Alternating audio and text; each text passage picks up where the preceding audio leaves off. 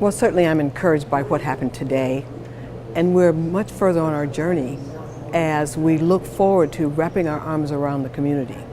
We talk about advanced illness, but as a Christian and a child of God and a physician, I look at the sick and the shut-in and the walking wounded. We can identify that. How do you embrace that community who has given their lives to a religious organization, and now because they can't get to church, church can't get to them? How do we keep them engaged in that whole continuum? What we saw today here was hospitals, nursing homes, home health care agencies, federally qualified health centers, patients, caregivers, doctors, ministers, all helping, all here to help us move this initiative forward. And what we've learned today is everybody has the same problems in dealing with how do they approach not only wellness or the continuum of healthcare, but when you get to advanced care. It is very difficult, it's very sensitive to talk about death and dying. It's very sensitive to talk about advanced directives and wills. And we want to be able to, going forward, embrace the community at large as we embrace the community that was here, and give the patients the ability to make decisions for themselves, to have their disease and dignity, and make choices for themselves. Too often, we are lost in our illness, and our families are lost in our illnesses as well. How can you address a member who's been a member of a church for 50 years and they get sick and they're relegated to 10 minutes a month and somebody's saying that they're going to pray for you? That member may need food, they may need transportation, they may need little things that they're too ashamed to ask for. We are going to be that army of folk, of people, of loved ones, of family members, of Christians who can go out in the community as we identify ourselves as that voice for them, that connectivity, that ability for them to age in place, to stay in their homes, to live with their disease, to live in dignity with their advanced illness, and feel good about the choices that they choose.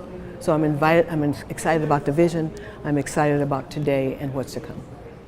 Certainly we are honored as a group to be included in a PCORI grant. PCORI is an acronym for Patient-Centered Research Outcome Institute.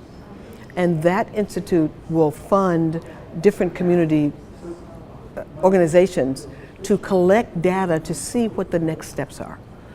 If you understand the baby boomers and what they bring to the world, we are changing the face of the world, and we've changed it in the past, and we will begin to change it in the future.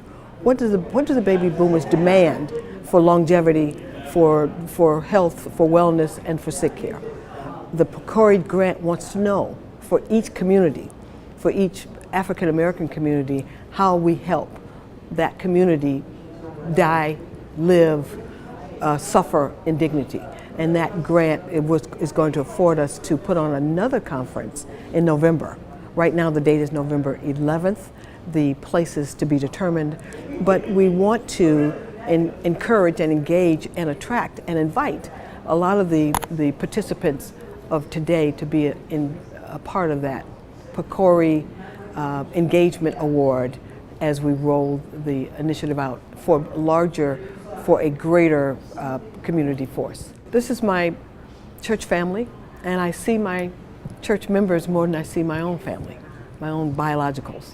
So I am very intimately involved with the members of this church. This is my family. We are now at Hartford, and Pastor Adams, as everyone knows, is a trailblazer in trying to develop a foundation for the community. He allows us to do a lot of these things because he is just that type of person. We want to thank him for his leadership, for his dynamic brain to go and find things that the community needs and help demand that we develop them. So certainly Hartford has been a major element, a major glue or connectivity in terms of what we do. And we now want to extend it to the other churches share some of our vision and include it in their vision, so it would be a one vision. So yes, I stand at Hartford Memorial Baptist Church.